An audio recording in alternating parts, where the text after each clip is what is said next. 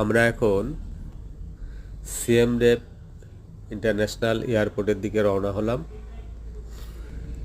CM rape অ্যাঙ্করবাট temple ও বিভিন্ন দর্শনীয় স্থান দেখানো হলো আপনাদেরকে।